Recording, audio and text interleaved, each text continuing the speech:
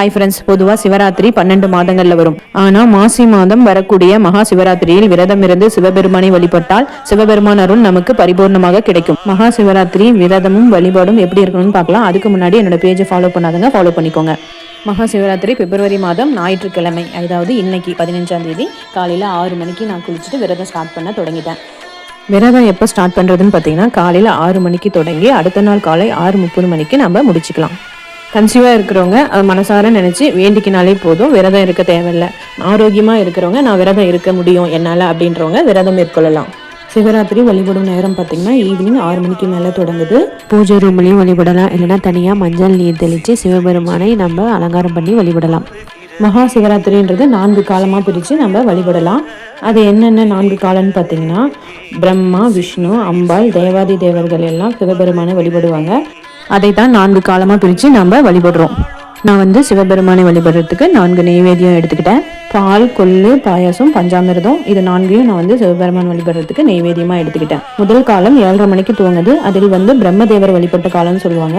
கர்ம வினைகளை நீக்கி நமக்கு ஆரோக்கியத்தை தரும் காலமாக சொல்கிறாங்க. இதில் பால், பாயாசம் நம்ம நெய்வேத்தியமாக படைச்சி சாமிக்கு வழிபடலாம். 2ஆம் காலம் 10:30க்கு மேலே தொடங்குது. இந்த காலம் பார்த்திங்கன்னா விஷ்ணு சிவனுக்கு வழிபட்ட காலமாக சொல்கிறாங்க.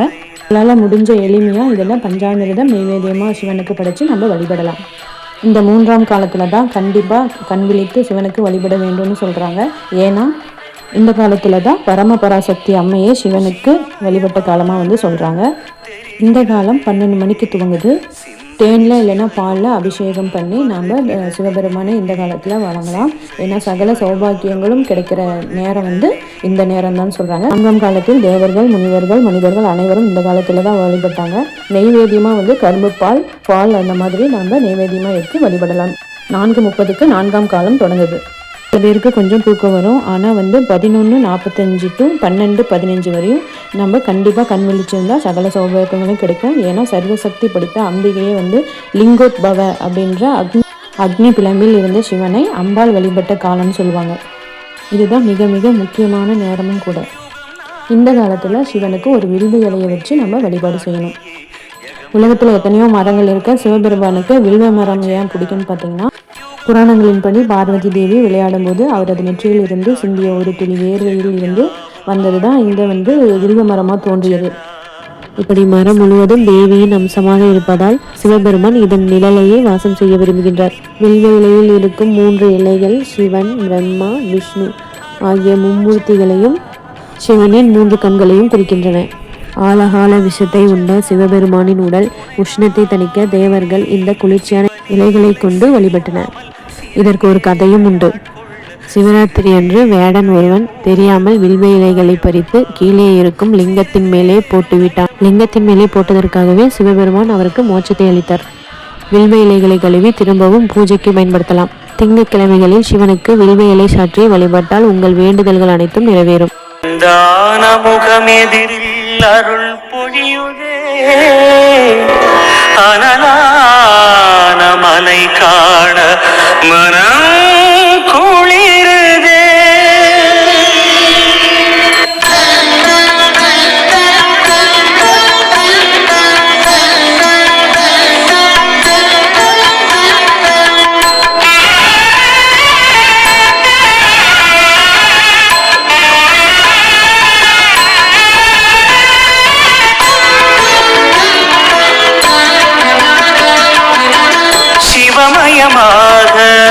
தெரிகிறதே சிந்தையில் சிவயோகம் வருகிறதே.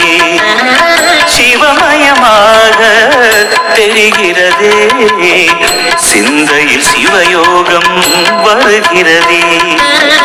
புவனங்களாளும் அண்ணாமலையே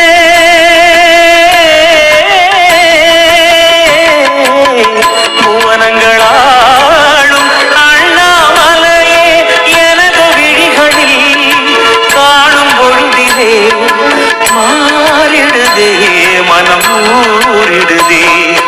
அண்ணாமலையானே எங்கள் அன்பில் கலந்தோனே, உண்ணாமுலை நாதா எங்கள் உள்ளம் நிறைந்தோனே. உண்ணாமுலை நாதா எங்கள் உள்ளம் நிறைந்தோனே.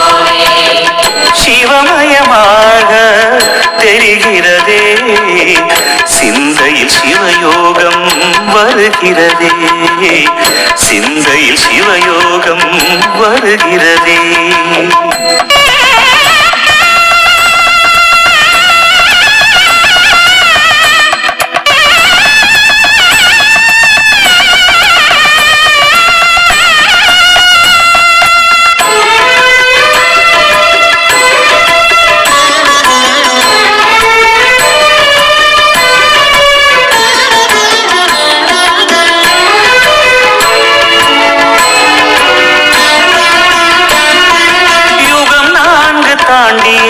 முகம் வேறு காட்டியே யகம் யாவும் ஆழ்கின்ற அருணாச்சலா. யுகம் 4 தாண்டியே முகம் வேறு காட்டியே ஜெகம் யாவும் ஆழ்கின்ற அருணாச்சலா. சத்தியம் நீதான் சகலமும் நீதான், நித்தியம் என்னில் நிலைப்பவன் நீதான் அருணாச்சலா. உனை நாடினேன் அருணாச்சலா, உனை நாடினேன். சிவலீலை செய்யாமல் சிறு ஏனையாட்கொள்ள சிறிதேனும் தயவோடு அருள்வாயப்பா, சிறிதேனும் தயவோடு அருள்வாயப்பா.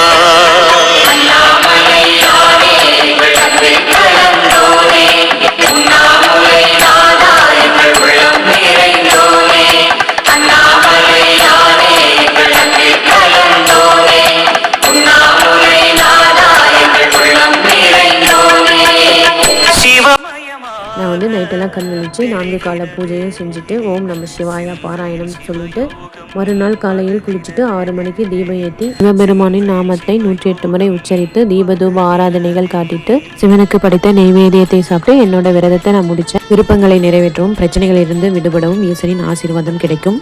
வீட்டில் வழிபடாதவர்கள் கோயிலுக்கு போய் சிவராத்திரி பூஜையில் கலந்து கொண்டு சிவபெருமானின் ஆசீர்வாதம் பெறலாம். இந்த சிவராத்திரி அன்னைக்கு முழு உபவாசத்தோடு இருக்கிறதுனால எம்பெருமான் வாழ்நாள் முழுவதும் மகிழ்ச்சியும் வாழ்வின் முன்னேற்றத்தையும் அளிப்பார். இந்த மகா சிவராத்திரி அன்னைக்கு வழிபடுறதுனால வாழ்வில் நற்கதி நமக்கு கிடைக்கும். இந்த பூத உடல் மடிந்த பின் சொர்க்கத்தையும் இறைவன் அளிப்பார் என்பதுதான் இதனோட ஐதீகம். இந்த அளவுக்கு சக்தி வாய்ந்த ஈசனுடைய அருளை பெற்ற இந்த சிவராத்திரி தினத்தை தவறவிடாதீங்க. நீங்களும் கண்முழிச்சு உபவாசம் இருந்து ஈசனின் அருளை பெறணும்னு நானும் வேண்டிக்கிறேன். உங்கள் வீட்டு குழந்தைங்களுக்கும் நீங்கள் இதை சொல்லித்தரலாம். ஓகே ஃப்ரெண்ட்ஸ், நெக்ஸ்ட் வீடியோவில் பார்க்கலாம்.